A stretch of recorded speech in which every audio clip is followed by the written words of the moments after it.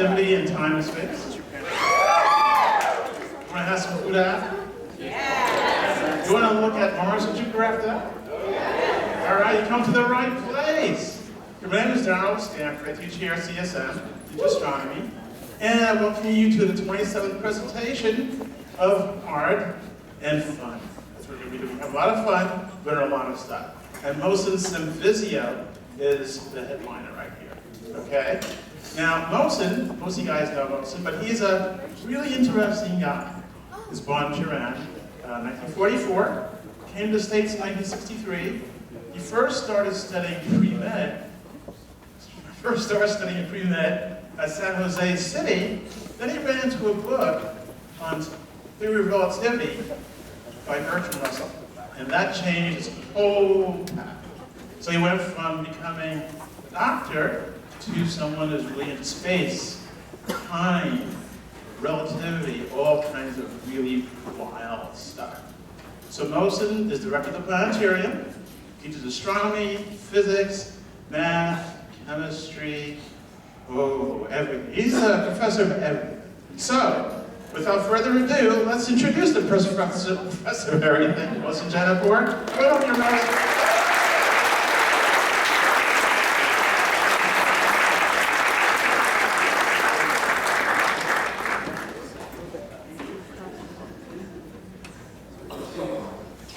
Thank you, Daryl. Wow. Too loud. Good to see you. First, I want to thank the students, volunteers who helped me to set this thing up. They have been here since 5 o'clock and really working their butts off. Thank you so much.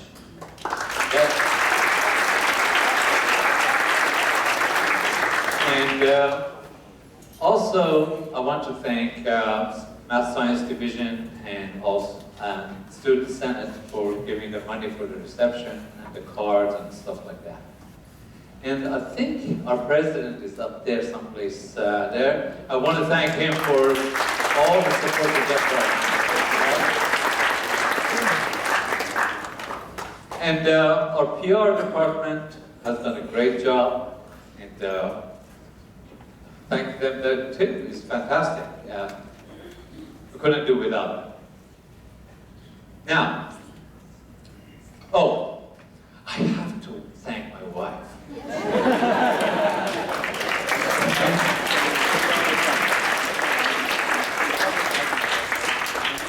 For more than one reason. I have given her a horrible time for last night. She had to go buy the food, put it together. We had to go dig out the attics for canvases, and I cannot do it because of the surgery I had, so she had to do everything. And meantime, I had an incident. I was doing a painting for my daughter, and when I was done, I was finished, I called her, or rather emailed her. I told her it's finished, I'm going to give it to her. I picked it up, and I dropped it. And I got a nice hold of it. So, of course, my mood changed horribly, and this was last night. And I was trying to say, okay, I am screaming, the painting's not ready. And she said, well, she was the voice of wisdom, telling me, okay, calm down, you always fix everything, go fix it. I said, I don't know how to do it, so go fix it. Okay? And I did fix it. It worked out, and I gave it to her, and that's good. So, thanks to my wife. You're welcome. All right. Now, I want to talk about tonight's talk mainly in the relationship between the concepts that affects space, time, and emotion, and how we can go into art. And let me see if this thing works. I think it does. No, I have to turn something on somewhere.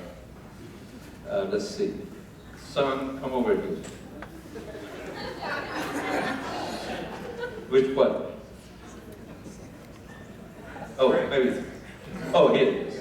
Got it. Got it. Yeah, here it is. Now, what you're looking at actually is the picture of entrance to my house. And I have my son's dog and my dog. And of course, you see the title. And I want you to reflect on how you feel about this title and how you think about that image. Now, what I'm going to do, I'm going to simply change the format of presenting exactly the same thing. And I want you to think what happened to what you feel about tonight's talk, the first image versus this one. You notice that suddenly there is some, this one is a little bit more technical, a little bit less emotional, and also it's telling you this is going to be a talk about maybe technology at Oracle or something like that, right? So you notice that it changed. Now I'm going to change it one more time, but this time, now look at it again, okay? Whoa.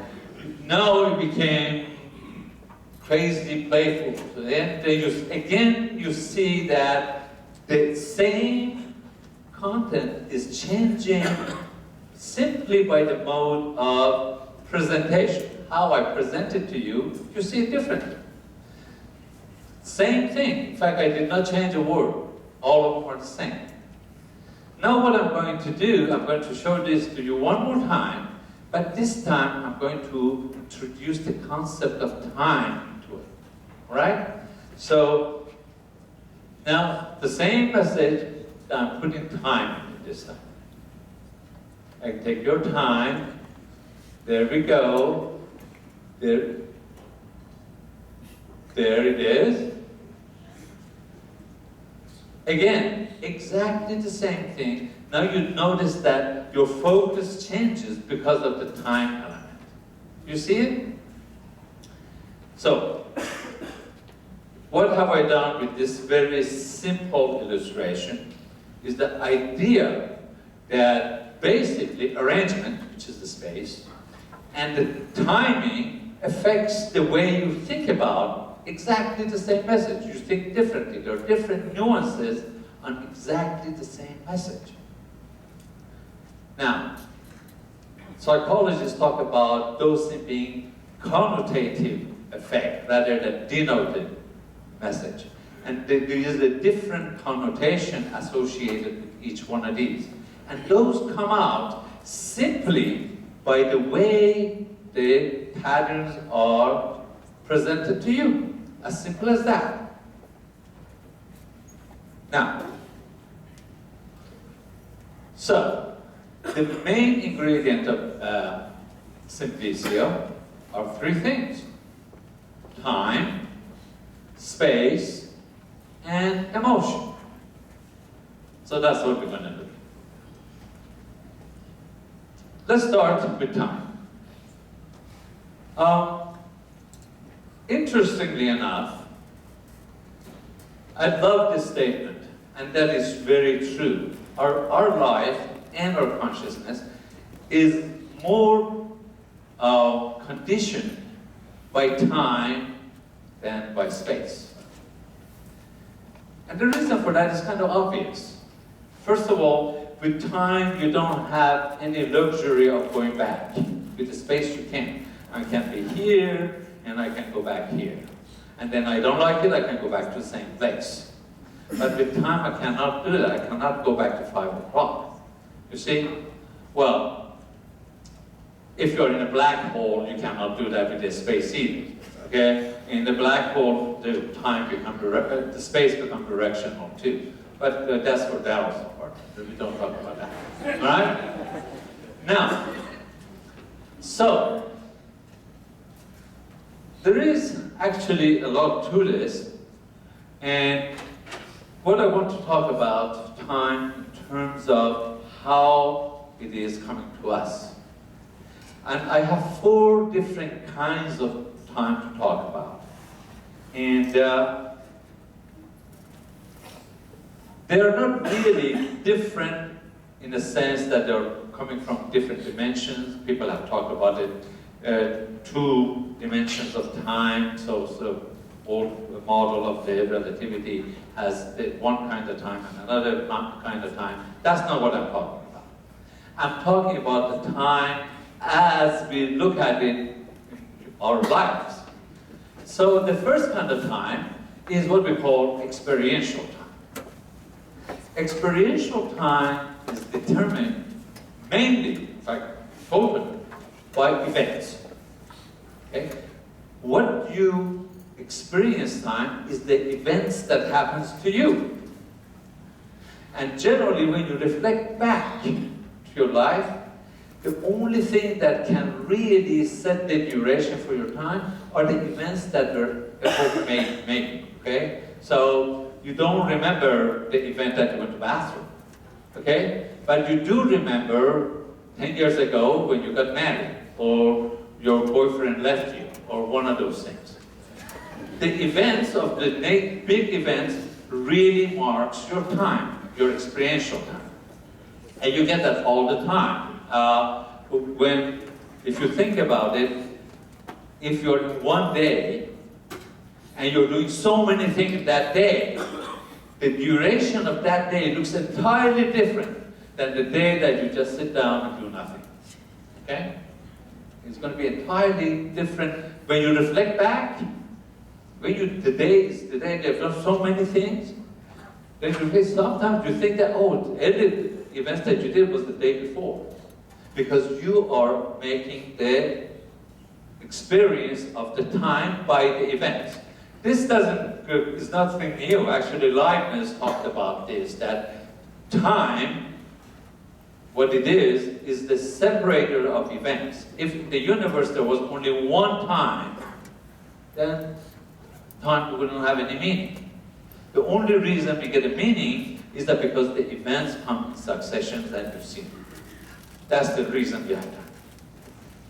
Now the second one, and the more important one, is the biological and psychological time. Now this one is different than the first one, because this one is actually determined by your biology and by your psychology. Now what does that mean? That means that, first of all, you all have different kinds of rhythms in your body. There are so many different cycles in the human body, starting with the heartbeat, your breathing, different hormone cycles, and so on and so forth. Temperature changes, all of those are cyclic. So, based on those, you actually have a consciousness of time that comes and is determined by your biology. And in fact, we're going to do an experiment. Helen, could you bring the house light up? Okay, what I want you to do, I want you to do a nice experiment. I want you to close your eyes, okay? Don't do it yet, okay? I want you to close your eyes, and when I tell you go, think. You can count if you want, whatever you want. I want you to close your eyes and think when it is a minute and a half has passed.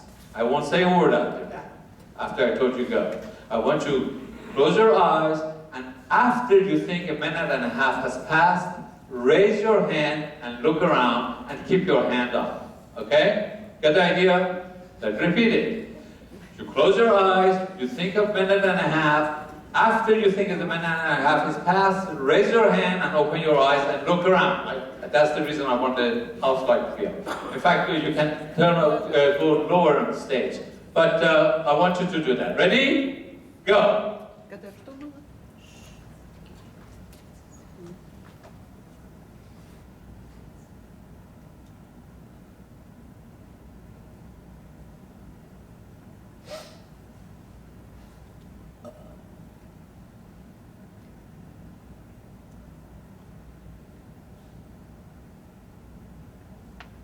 Keep it up.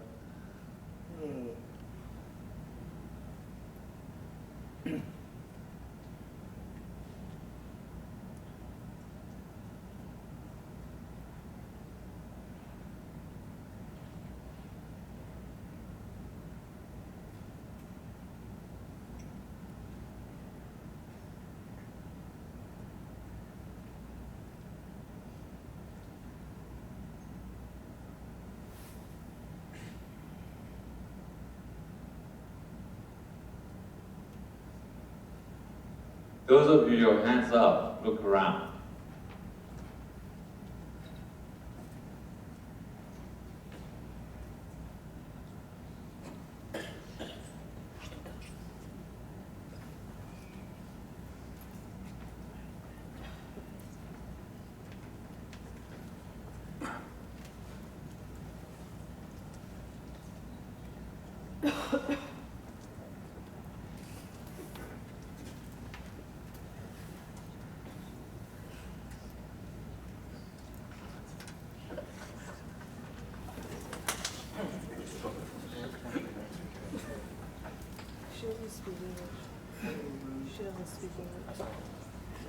Okay, those of you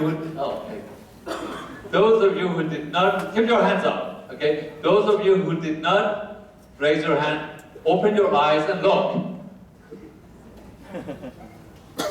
Now you notice something very interesting, okay? We do have some early risers. Some people that had their clock is very fast. In fact, their hand went up after 35 seconds, okay? And we had some people who were very late. I mean, we approached almost 2 minutes, okay? And they are still down. I thought they fell asleep, okay? But majority of the people got it pretty close, within 10 seconds. Majority of people's hands came out pretty close, which is cool. Now that says that there is a biological, we don't need to do a lot of fancy experiments. There are one. Those of you who are interested, there's a book by Winfrey on biological clocks, and it's an amazing book. A little bit mathematical, but it's great. Now, the point I was trying to make is that you do have this sense of time, but that changes quickly, very quickly, with your psychology, with your need, with your anticipations. Those will change it very, very quickly. A minute can become an hour long and conversely. I can tell you from direct experience. On Wednesday, last Wednesday, I had to follow my wife to Sacramento, drop a truck. She was driving a truck that my son has to be fixed, and I was following her to go to pick her up, bring it home. Near a little bit past Vallejo. No, it's actually, we were getting a little even closer. I had to pee, okay? Man, the time stretched, you have no idea, okay? And I thought we'd never get to Sacramento. It was incredible. So that happens all the time. You're having good time, boom, time goes fast. Now you don't have a good time, you're having horrible time, you're sitting on a test and the test is time, God, it's going too fast. That happens. The point of it is that not only the time gets stretched directly and shorter, so does the space actually, but I'll come to that shortly. Get the idea? So, what we have in here, the term that is used, the passage of time has, biological, psychological one has a transience to it. Meaning that they're kind of unstable. They're not the same from moment to moment. They change. And how they change depends on your emotions, your psychology, how you're feeling, and so on and so forth. So scientists do not rely too much on your biological time, okay? Although I have to tell you a story. There was this guy who always was trying to prove that Aristotle is wrong. His name was Galileo, okay? And what he was trying to do actually, at the time, a lot of his experiments that he did, he used his own pulse to take that. Not realizing that, okay, if I'm getting a little bit nervous, the pulse is going faster. And guess what he was trying to measure? He was trying to measure the speed of light. All right? Well, there was a problem. Two problems. First of all, he had asked a friend to go stand on the other hill with a lantern and said that, okay, I'm going to turn my lantern. When it gets to you, you turn yours on, and then when the light comes back to me, boom, I know exactly what the speed of light is. Okay, well, the problem is that turning the lantern on and off by itself, the minimum time it takes is about 1/12 of a second. About 1/12 of a second, the light has gone about halfway to the moon. So he gave up. But the point I was trying to make, it didn't occur to him, as great a scientist that he was, that the pulse is not a very good one to use for time. But he did. So, because that's not a good thing to do, we have another kind of time. We call this scientific time. Now this one is very important one, because this one is regulated by clocks. Okay?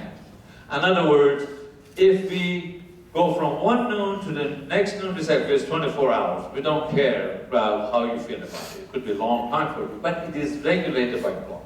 And this is the time that is actually we use quite often in terms of doing our experiments. I mean, that's the one the scientists communicate with, and that is the kind of time that in a couple of minutes I tell you when we look at it into theory of relativity. Because when we look at the theory of relativity, the events on the clocks that time things from 1 hour to the next, to the next, to the next, well, actually, those expand depending on your relative motion. So when we talk about relativity, we don't care about your biological clocks or about your experiential. We're determined by clocks. Does that make sense so far? Now, the good thing about this one is that everybody will get the same time. The other ones you don't. Everybody will have the same one. But there is, sometimes people talk about, when they talk about real time, they talk about this time. They talk about scientific time. And there is a certain amount of reality to that. And because why we consider it real? Because we can measure it. And in science, things are real only when we can measure. So there is some reality to that in that sense. Now, there is another kind of time, which is what they call it artistic or virtual time. This one is a nice and malleable time. It's a time that is in the hand of the artist who wants to change it. They can change it any way they want. They can make it go fast, they can make it go slow, they can make a century be an hour, or you can make an hour to be a century. They can do that. That is a virtual time. Now, why do we call it virtual? Because it has no reality of its own. It is what the artist wants it to be. And that is the one that artists actually manipulate to affect your emotions. And that is the time. For example, in the movies, you can see the time, virtual time can go forward, can go backward, can go halfway in between the stuff and go anywhere you want it to go. And director determines that how the passage of time has to be. Now,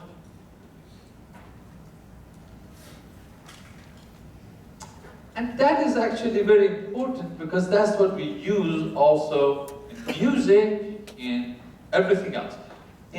Unfortunately, in the visual art, and by that I mean still life, not the film, in visual art, time is the secondary role. It's not that important of a role.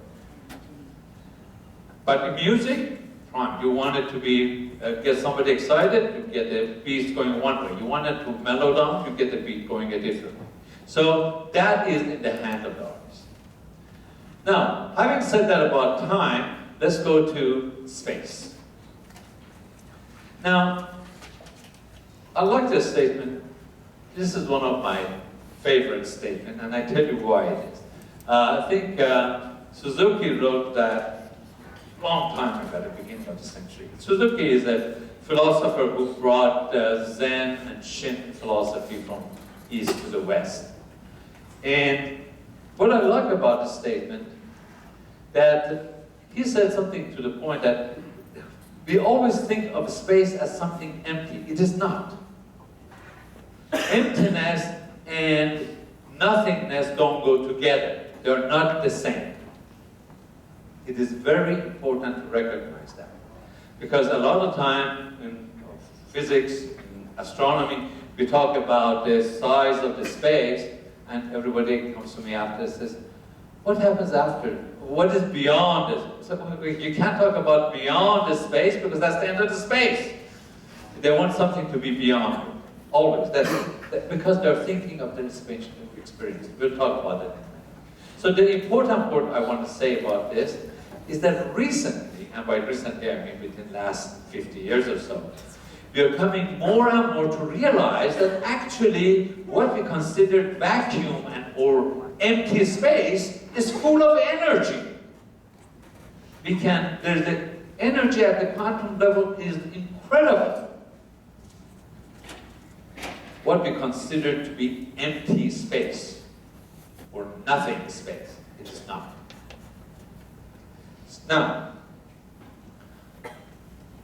I like this statement by Lloyd Wright because it is true, especially if you're in visual art. The art that doesn't have a space too confining doesn't read. It is the breadth of art. It really is. Now, similar to this time, and I have promised, by the way, one of my colleagues that I'm not going to get too philosophical. I'm going to get mostly to my art. So, but I need to make some preliminary remarks to see where I'm going with it. Now, there are 4 different kinds of time we have again. And the first one is, again, experiential space. And that one comes about mainly because of your experiences with objects. Okay? If the world was made out of one object, your experiential space wouldn't exist. The only reason you have space is because you can separate one object from another object. Putting it the other way, if there was no object, no space, there would be only one object. Again, that notion goes back to Leibniz also. So that comes about because at the very beginning that you start your baby, you get your bottle, and you see that you can push it through the crib, okay, or so on and so forth. And you have to orient it to push it through the railings.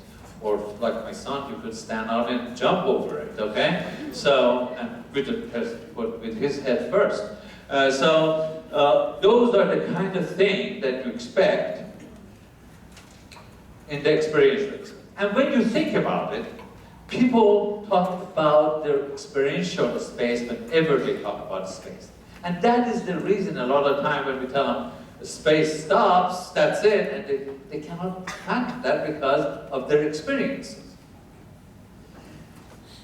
The next kind of space is a scientific space. Now, this one actually is determined by measuring the separation of the objects. That's what we do. And we can do it in 1 dimension, or 2 dimensions, 3 dimensions, who knows? And nowadays we are going to 10 dimensions, but we can still measure it. Okay? So we can measure the space in that regard. Mathematical space is simply a set of numbers. It's really a relationship with a set of numbers. That's what sometimes we call it different kinds of coordinate system. That determines the mathematical space. And what kind of space you want here? Talk to a mathematician. They can give you any kind of curvature you want in this space. But mathematical space differs from scientific space because mathematical space does not have to have any reality. It doesn't have to be measurable. In fact, there are some spaces that are not measurable. All right? So then we have our very old artistic or visual space. Virtual space. Now, virtual space, again, is at the disposal of the artist. Artists determine. They want to give you a perspective, deep panorama, they can. They want to get you to a very confined state, they can. How the artist composes can determine what kind of space he wants you to visualize.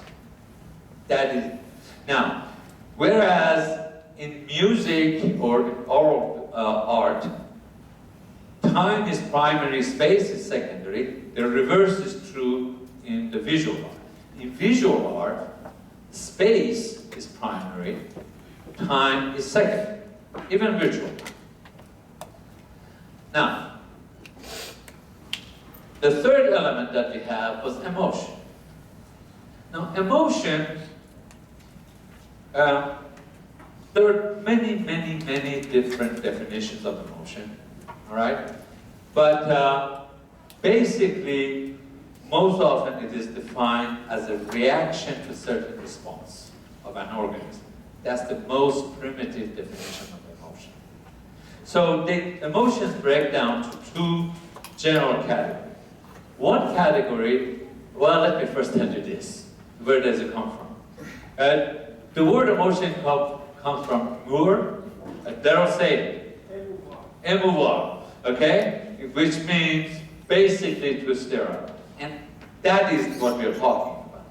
And I think in that regard, if you accept that, I really agree with Paul Cézanne when he wrote that if any work of art does not start with emotion, it's not a work of art.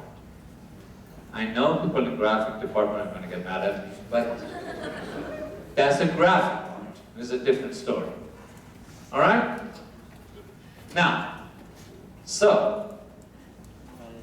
now what kind of emotions?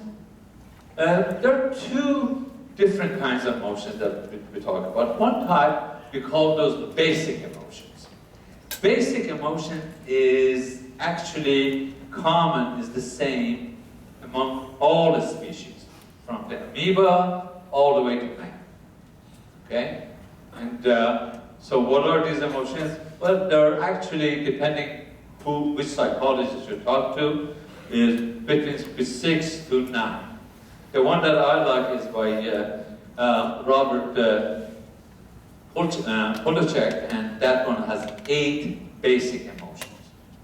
So what are the basic emotions? Pleasure is one of them. Fear is one of them. Trust is one of them. Those are basic emotions. There are 8 of them. Paul Ekman thinks that there are 6, but who cares? Counting doesn't matter. Okay? Psychologists a lot of times disagree with each other just to disagree. But that's all right. But we do have, and this 8 that Polacek has is based on the needs of different organisms to survive in their environment. Okay, so pleasure is defined, not the pleasure you think about probably necessarily when you have some drink of some sort and you're like, well, I don't get it. There are different kinds of emotions. People think about pleasure, okay? Like right now you're very pleased hearing me, right? Okay, that's one kind of emotion. But there are all kinds of emotions, but for amoeba, pleasure basically means that, okay, I'm going to go toward this food, okay? And fear means run away, okay? So basic emotions are there. But from basic emotion comes something more interesting, complex emotion. They build up on each other. For example, if you combine the trust and pleasure, the emotion, they define it as love. Okay? If you combine trust and fear together, you get the emotion that they call submission. You submit to it. Okay? So there are, and then hierarchy goes higher and higher. You could have the secondary, tertiary, and different kinds of emotions. The details of it you have to read my book when it comes out next year. All right? But that was just a flow. All right? But it's important to know. One of my colleagues here is helping me to edit it, and taking the time for him to put all the articles in my book has taken most of the time. All right? So, but it's going to come out one of these days. Now, having said that,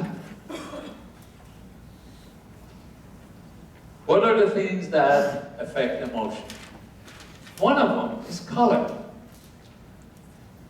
To a visual artist, the color is at his disposal to actually light is a better term. But the color is a reflection of it, and that is really what affects emotion.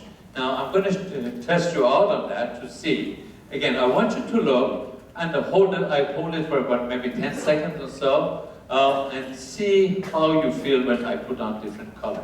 Just reflect on your emotion, okay? I think I put the thing back, but that's okay. The things that affect us are light and color, and form, and the third one is texture. Texture is really part of form, but some artists decide that, okay, they're going to look at it differently. If you look at it, texture is the microscopic in some sense, not totally, you don't need through microscope, is a small effect of the form, really, in a microscopic sense. So I'm going to talk mainly about the color and light for a second, and the form. Now, I want you to look at these colors and reflect and see how you feel. Could you bring the lights even lower a little bit? Get it off me totally. Helen? Yeah. Okay. I want you to just concentrate on that light and see how you feel. Okay?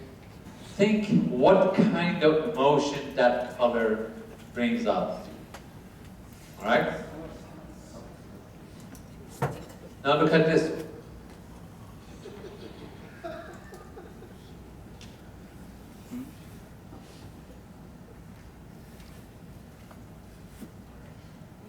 One more. Think about it. Reflect on it and see how it affects you.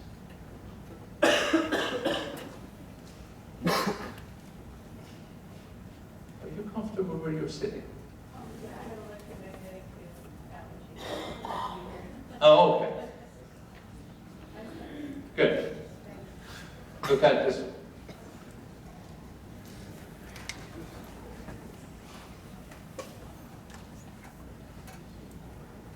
I love that.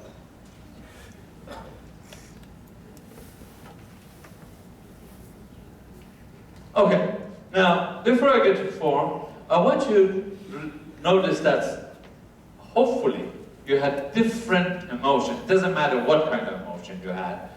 Although there are test after test that tells you that when you look at the red one, majority of people find it agitating. When they look at the green one, they find more sense of serenity. And that's why, for example, in paintings, quite often you find people use red very, very gently. But there's a lot of green and a lot of blue, because blue calms you down, and so on and so forth. That may not be the case with a lot of it, but it is, on average, that's the case. And there are, again, physiological reasons for why that happens. It has to do something with the way the wavelength of the light works. But that is the case. The color affects your emotion. So does form. Again, I want to show you some forms, and I want you to reflect on how that form makes you feel. And I have tested this out on my own family, by the way, to see how they feel. So let's see how you feel. Okay? Now, I want you to look at this first one right there with the two triangles, like that, and think about it, how it makes you feel. Now, look at the same two triangles, but kind of tilted a little bit that way. Think what it makes you feel. You notice that your feeling of one to the other is different. Quite often people say the first one gives them a feeling of balance. This one, it doesn't. It gives you more tension. So, how you feel, I don't know. But I do know on average what people do feel, and artists know that, intuitively. Now, Do one more. Work. There we go. Now, look at this one.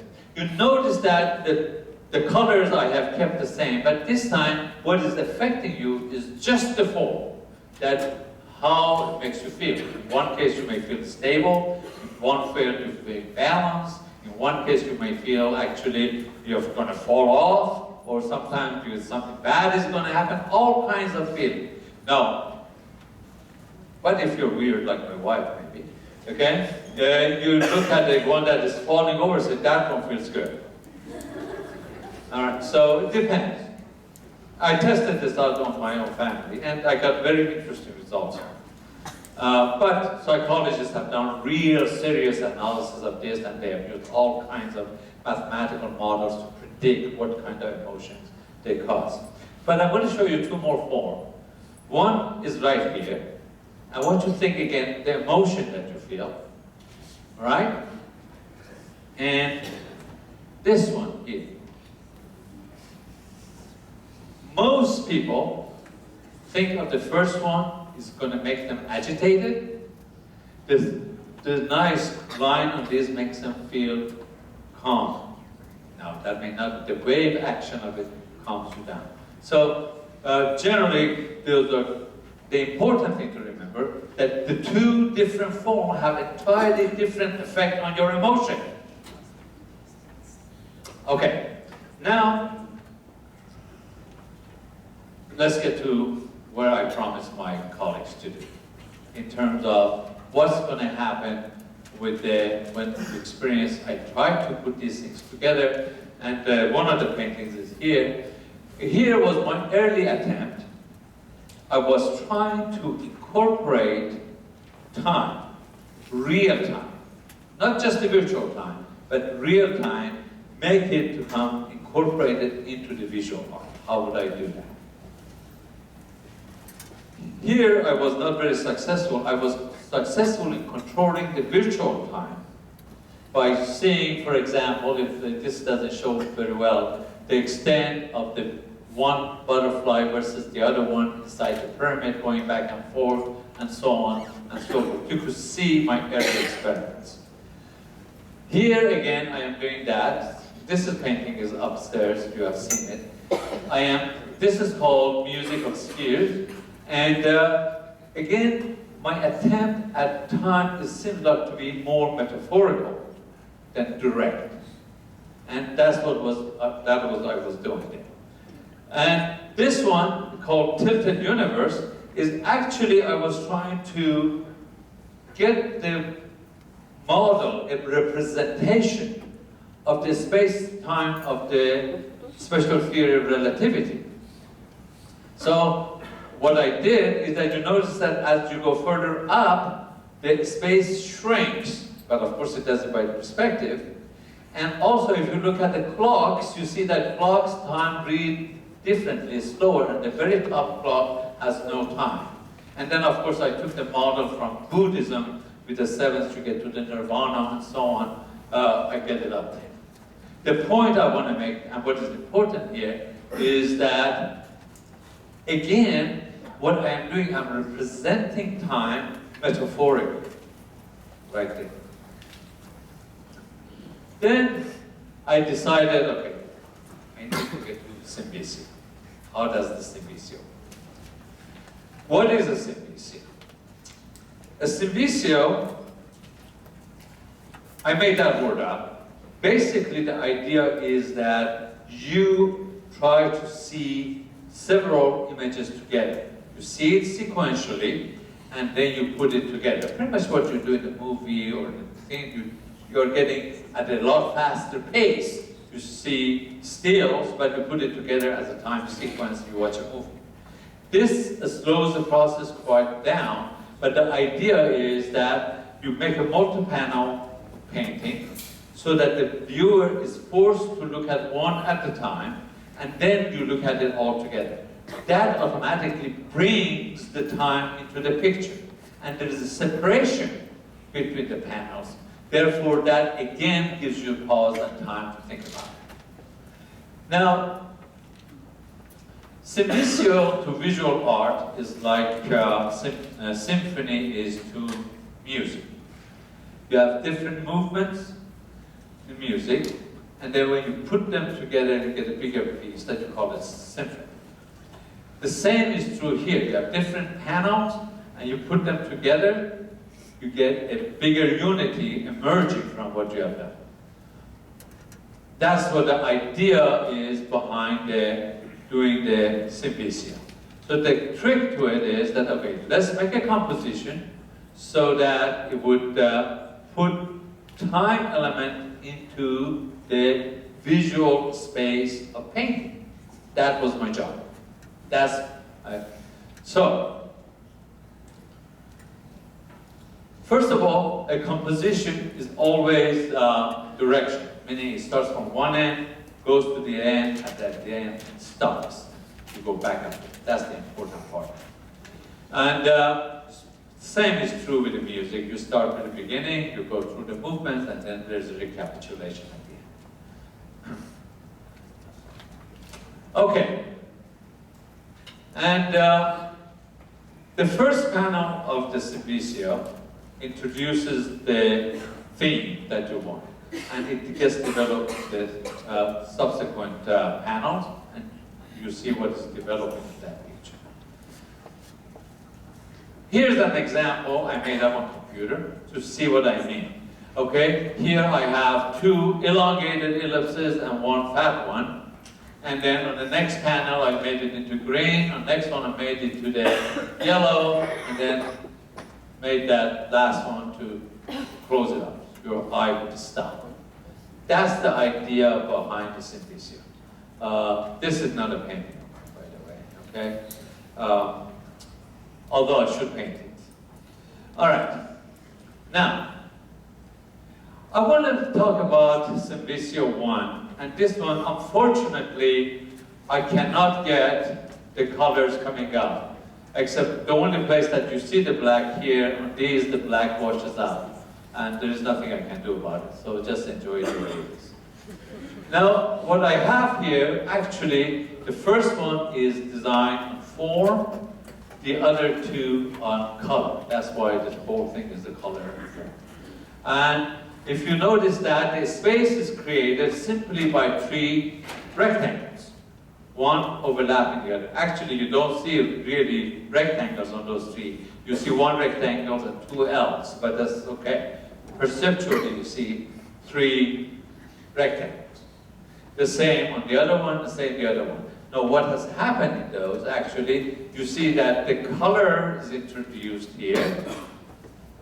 Now, the orders have changed, the up and down has changed, and when it comes out to here, you get the last one. This painting took me a long time to do because it's done by sand. And I had to do it flat on the ground, and it's not good on my back. But I did that, that was my first Symvisio, so I had a very, I'm very attached to it, okay? And there is certain spirituality in that one that I feel that is unique to itself on that Symvisio. Now, Symvisio 3 is the one that I have here. This one is actually a story of Sisyphus. And what I have, actually, I indicated the story of the Sisyphus is that this guy was naughty to gods, and the gods punished him by having him push a boulder up the mountain, and every time he pushed it, got to the top, boom, the boulder went back down, he had to push it again. That was the story of the Sisyphus. And this is what this is.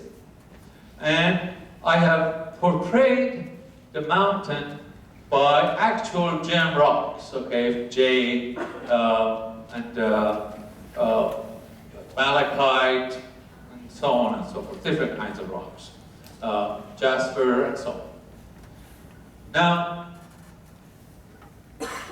and you see that I have I'm kind of biased toward amethyst because I like that color.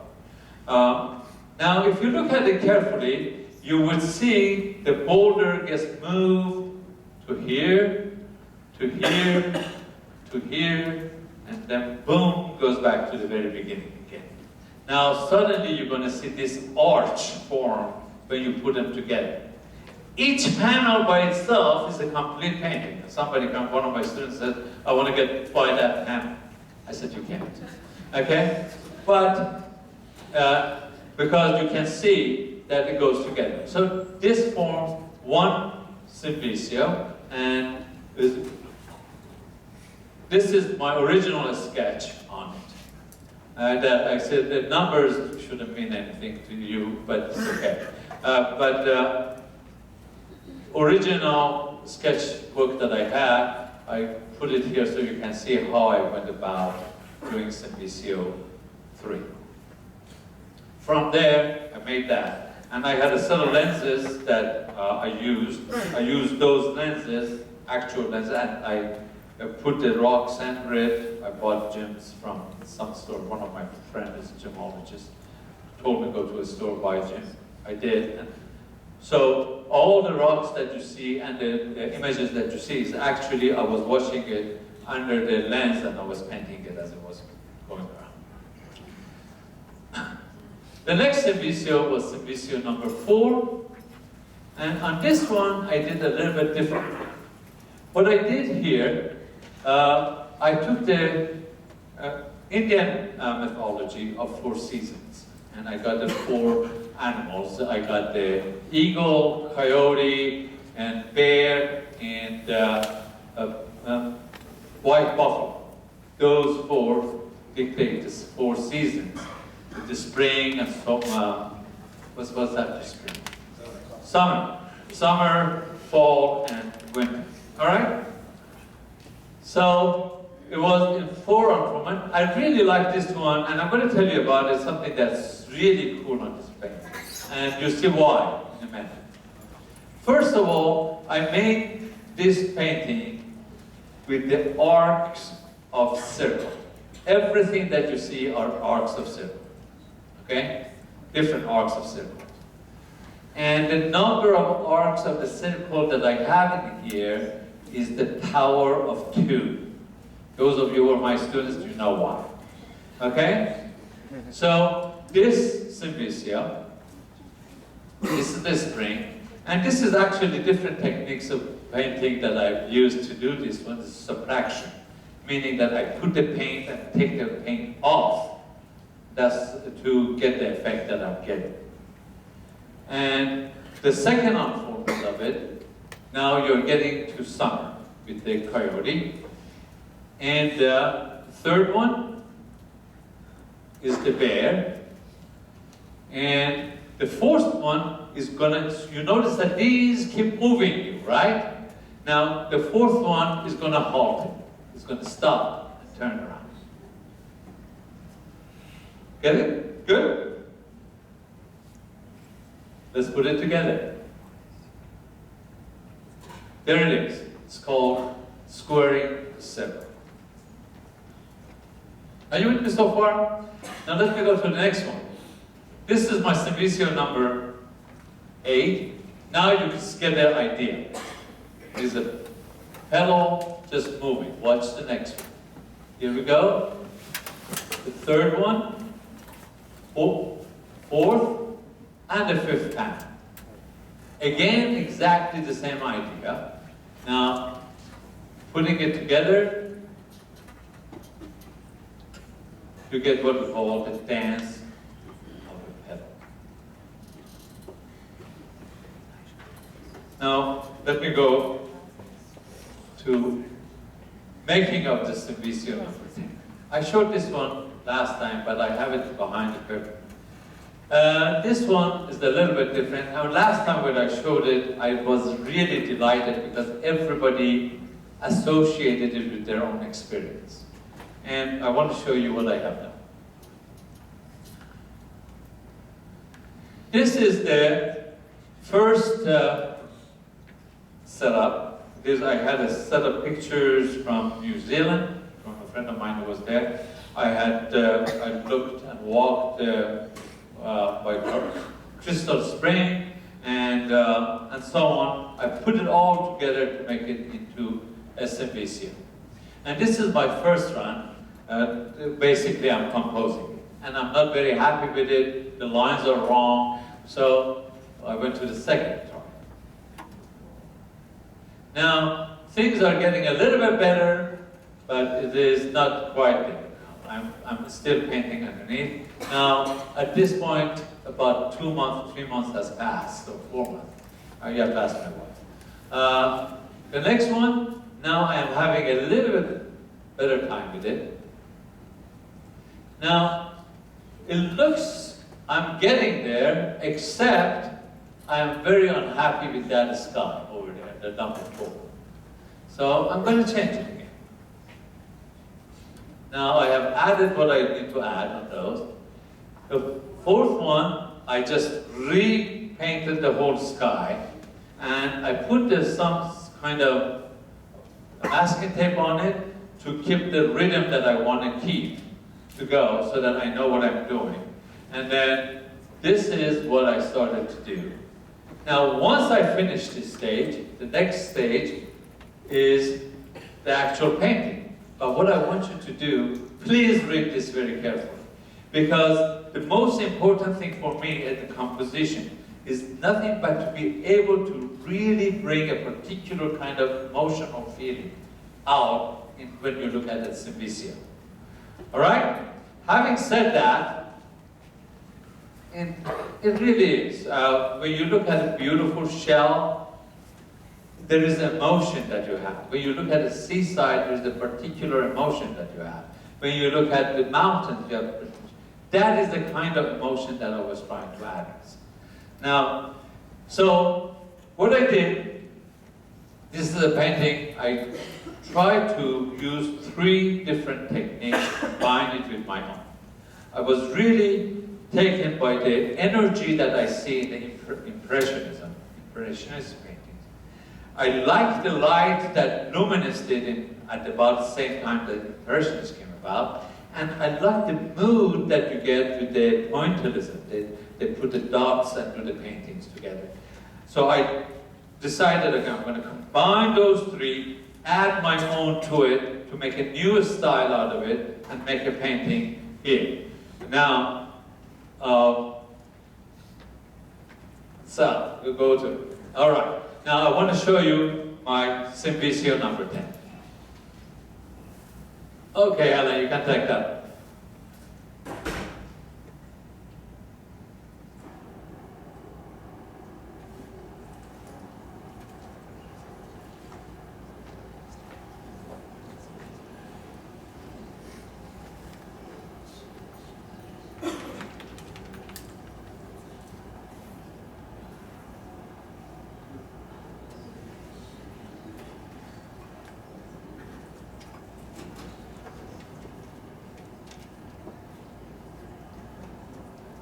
This is Symvisio number 10.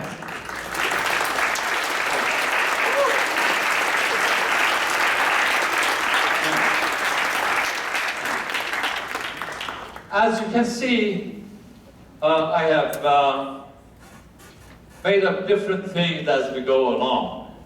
Interestingly enough, for example, this is the crystal spring here, but the tree is actually from New Zealand. Okay? So you don't find that kind of tree over here. By the same token, when you get over here, that's the area in New Zealand, but the beach that I kind of made up for it, close to it, is the one that I saw at Hayward, right when you come across that San Mateo Hayward Bridge. But the important, and the light, by the way, I have worked at it many, many details. Mainly studying the light from my bedroom window. Day in, day out, I was looking at the light. And so, here it is, and I want you to reflect again on what I told you at the beginning, how the form and color affect your emotion. Thank you.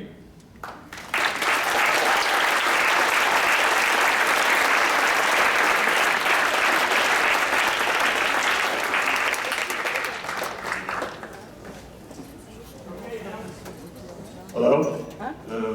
Now it's time for questions. And so, do we have letters? something. Okay, we have two very cute girls, okay?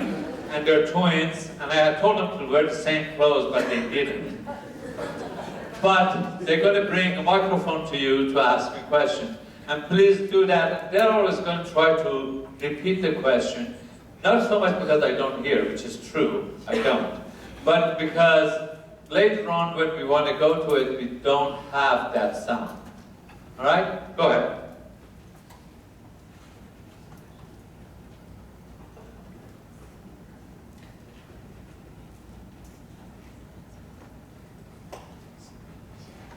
So, toward the end there, you talk a lot about the role of time and trying to deal with real time versus virtual time in art. Can you talk about how you have implemented real time in Symvisio 10 as opposed to, say, the other Symvisios?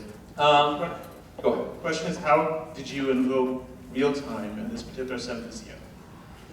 In every Symvisio, real time is invoked by the stretch of the canvases. In other words, you have to start from this end and you have to walk through it in order for you. In other words, it would take the real time to examine from one end to the other. But there is a different kind of time incorporated in there. If you look at it carefully, you would see in this one, the sky, the sunrise here, the sunrise shifts, this is another night, and shifts again, another night, and shifts again, another night. By the time you get here, the sun is at the center.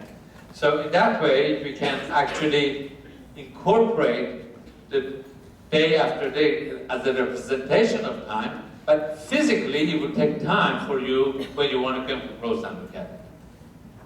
Now the painting that I have up there, one of them is called Another Day, is a rooster that you see. That painting actually forces you to walk across it, because as you walk across it, the pattern will change. Look at the beams that comes up from the sun, and look at it, you'll see that as you walk, the pattern will change. Again, it takes time to perceive that painting totally. Okay? All right. Where are we? Where are the questions?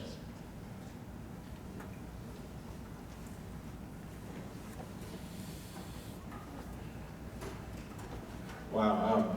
As we were watching the earlier part on your evolution of this last piece that you're displaying here, it seemed like the water was in different areas, and now it looked like your final right here, you connected the water so they're almost in a straight line. Was that on purpose? Totally. That's one of the major problems I have. And so that means that, sort of for me, it seemed like you follow from the left, my left side over to where you are. It seems like it makes you want to kind of follow it in that direction. Exactly. Exactly. And you would notice that that one pushes you to go to the next one, to the next one, to the next one, but it would stop.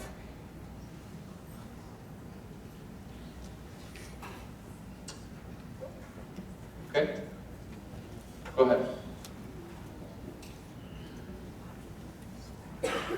Are you afraid that by forcing people to look at your art through a real-time perspective, you're forcing them to look at it through a specific type of lens that may alter their perception of what they think your art means? So you're saying that if you look at the way you have the art now, are you actually having people look through it through a different type of lens? And that's the idea. The idea is that I don't want you to just look at it and stop there. I want you to be drawn to it and spend time with it. And that time is done on two different scales. It's done in terms of biological and psychological time, and it is done in terms of actual time that it takes to walk. And all of those are done by me invoking a certain virtual time into my painting. Okay? Any other question?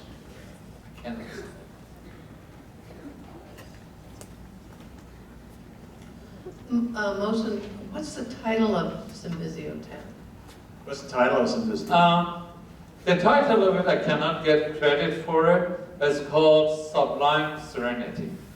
Okay, so that leads to my question, which is, what emotion are you trying to convey, which sounds like sublime serenity? And secondly, do you care what emotions people have when they are viewing a piece? So what type of emotion are you trying to convey? And do you care if people have different types of emotions when they view your piece? Definitely the feeling that I wanted to bring out was that sublime serenity. There's some sense of awe, but at the same time serene. And when I talked to my son about it, and we jumbled things around, the title came out by that. Now, do I care if other people think the way I think? Definitely not. It is, like I said before, remember I told you the passage of time and perception of space totally depends on your own prepared notion that you come to something. What you bring to the painting is going to be just as important as what the painting brings to you. And the combination of the two is the one makes you experience the painting the way you want to experience it. Now, my experience would be different from somebody else, but is one valid, more valid than another? No, it's not. You have your own emotions based on what you have. But this becomes a catalyst to give you the emotion that you want to give out. Okay?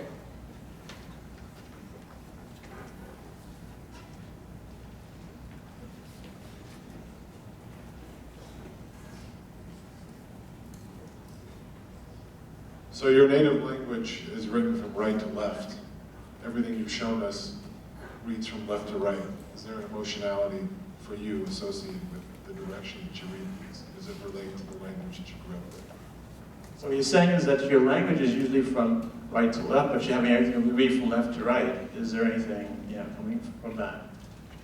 Yeah, interestingly enough, because of my upbringing, I'm kind of schizophrenic. Okay? When I do poetry and literature, I think in Persian. When I do mathematics and science, I think in English, completely. In fact, if somebody asked me to explain a mathematical or scientific concept in Persian, I have a tough time with it. I cannot do it. The point I'm making is this. My training in terms of visual art and science has been all in the West. Although my formative years were in Iran, I came here around 18 or something like that. But since then, as I developed my art, I developed it by really studying the art of the West more than anything else.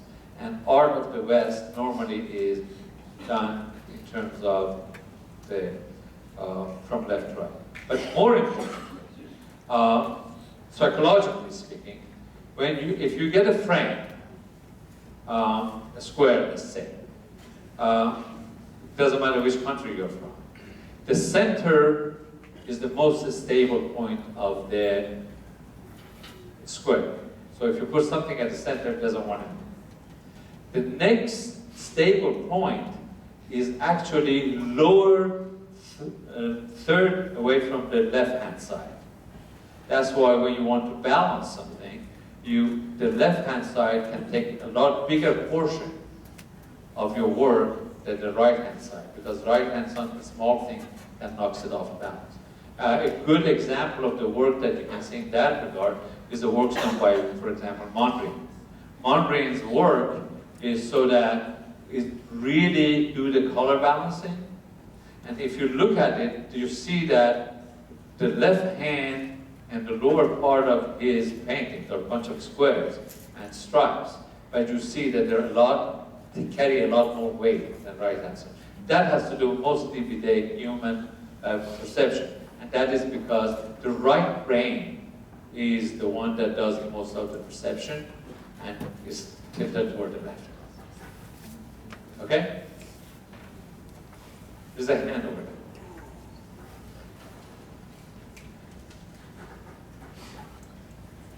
there.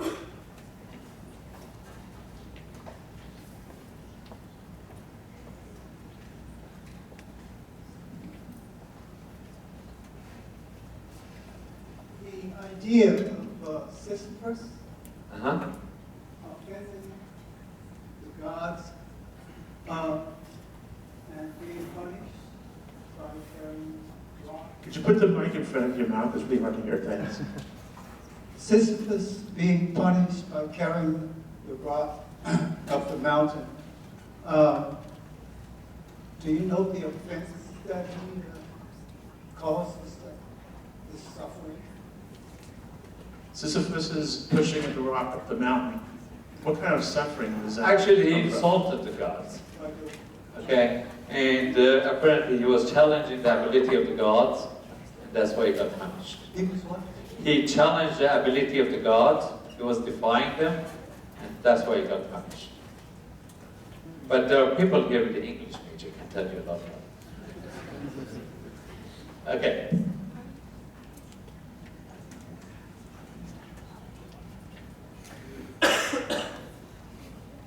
Yes? There's a question.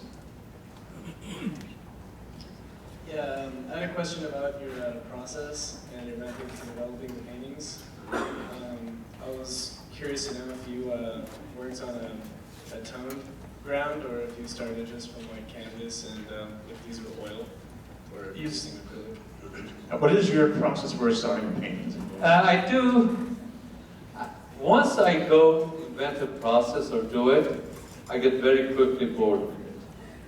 So I go to a different process. So for example, with the sand painting, definitely you cannot do what you just said. You cannot set a tone. You could, but it would not come out the way I want.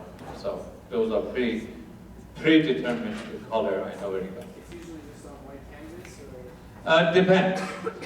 Those were done on the white canvas. That one started with the black canvas. And the way it works out, but I showed you, my preliminary sketch on those were right on the canvas. Whereas for this one, because that one takes an entirely different process to do, that one was a white canvas.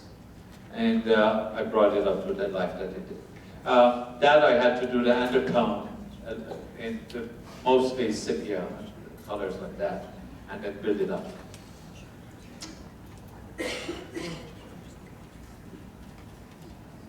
I was just curious if you would ever create a piece from a heliocentric perspective. Would you create a piece from a heliocentric perspective? All of them are. Yeah, yeah, I understand what you're saying.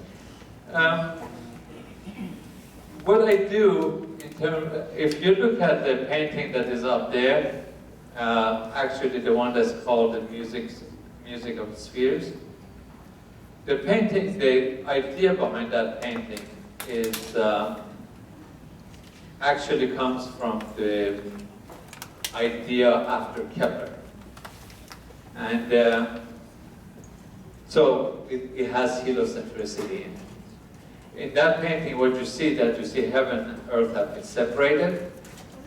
And the idea is that we no longer can hear the music of spheres because we got so involved with the techniques that we forgot to listen to the music of spheres.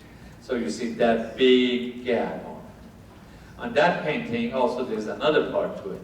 There's a poem by Chaucer in which he talks about donkeys being deaf to the music of harp. That's why you see a donkey in that painting and you see the harp. The idea is that we got so wrapped up in technicalities and models that we forgot to listen to the music of spheres. So to answer your question directly, I think more of the emotions that I feel toward those rather than trying to metaphorically represent them. Okay? Oh, there's a hand over there. Maybe one last question. Okay, over there.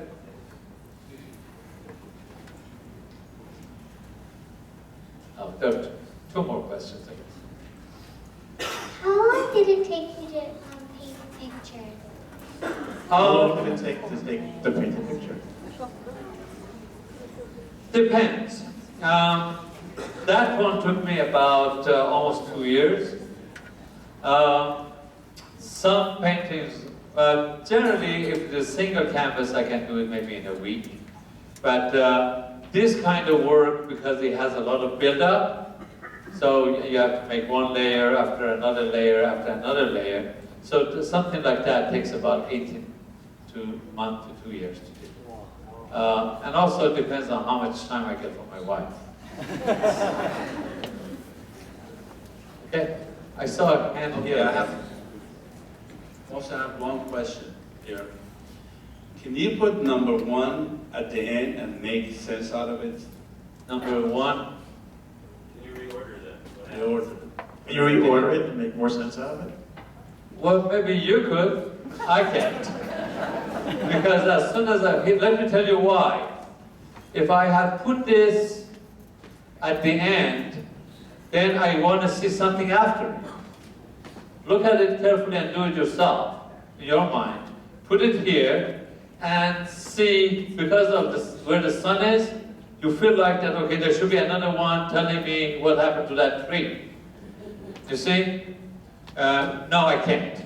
It goes in a specific order, because not only that the order tells you how to move from one movement or one format to another, but also there is another kind of color coordinations in there that you're going to lose it. If you look at the sky here, and you see the sky progressively get darker, darker, and the darkest here. Now if I get that one, put it over here, suddenly it would be darker, darker, darker. At the end, suddenly it got light. Doesn't make any sense. So you can't reorder them, but they stand alone, each individual panel, correct? You can't reorder them, but they each stand alone as an individual. Well, that's the whole idea of Symvisio. If you did not have the rest, you can look at a single panel, it has to be complete in itself. That's why the Symvisio differs from, let's say, comic strips. Comic strips don't have symbiotic relationship, but here they merge together and give you a different unit. But each canvas by itself is complete. That's why I said one of my friends, one of my students and friend, wanted to buy one of the canvases. Because the one that he liked, the one that has a lot of purple in it. Okay? A couple more questions. This young lady here had her hand up for a long time.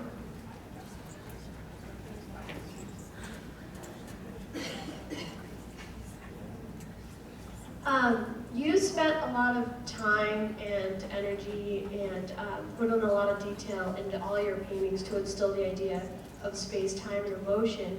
How does that affect your personal perception of your own work? Do you still feel the serenity of the colors you used? Do you still feel the space and time, or do you only see your own effort and frustration in paintings and movies? Well, it's a long question, but I think what she said was, it takes so much time to get so much beauty out of it, but how do you feel after you've done it? Generally, the painting that I'm doing at the time is the most important one to me. So I'm doing Symvisio 11 right now, and that's where it takes my time and energy.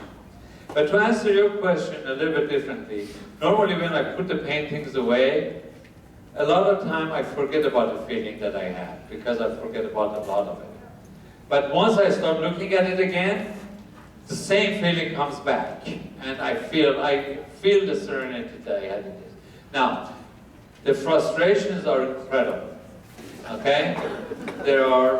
Before they are done, and no one can attest to it more than my wife, because I have had a lot of sleepless nights not knowing what to do next. I'm doing this wrong, I don't know what's happening, I don't know what to do, I want this effect, but I don't know how to get it, and there's nobody to explain it to what I want to get, because I don't know how to explain it to somebody. Because if I did, I could do it. So, yeah, I do get a lot of frustrations.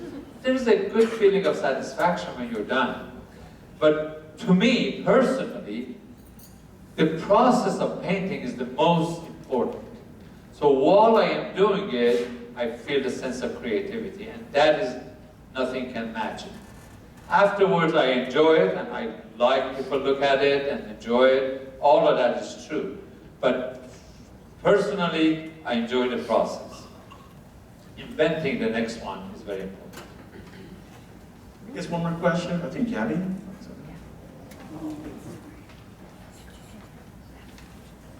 How did you start painting? Why is this your medium of choice? How did you start painting, and why did you start this way? How or why? I started painting because when I was on my honeymoon, I saw a print by Boulanger in Hawaii, which was about $5,000. Okay? And my wife was standing to me at the time, and she's an art major. She has a degree in art. And she asked me, I told her, why $5,000? So don't you see this painting and so on? I said, I could do that.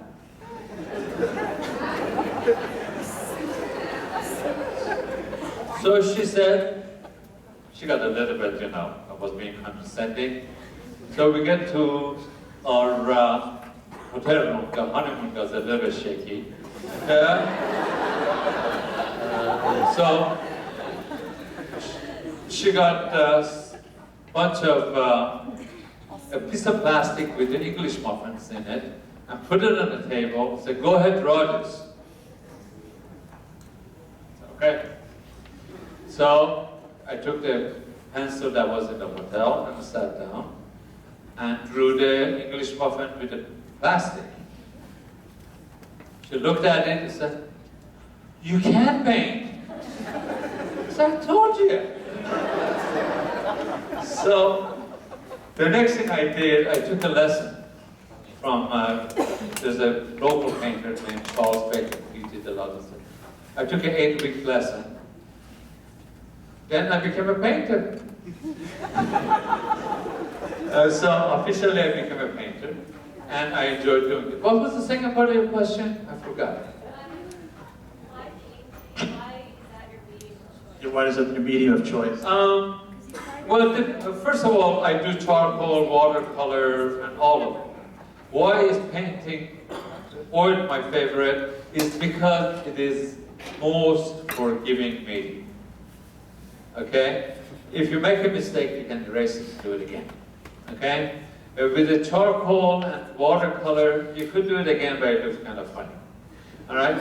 But more importantly, with watercolor, it dries too fast. With a big it won't allow big canvases. With charcoal, if you go too many at once, it would allow you, but by the time you get to the end, probably you're going to die from tuberculosis or something. Okay? Wait. So, now, but the reason for that is you have a lot more option with the oil. It's also cheaper. Uh-oh. One more question.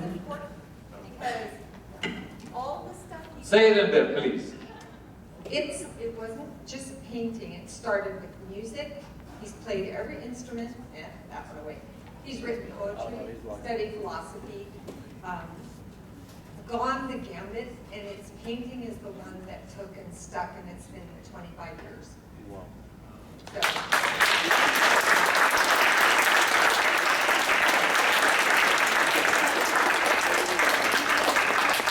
What she is trying to say, I picked up painting because when I played saxophone, it sucked. Okay? So, that's the reason. But she didn't have to hear me. That's why. Okay, on that note, that's the end of the questions. You guys can come up here, check out the art, and I think Food Shots has it, right? So food outside? Yeah. Okay, now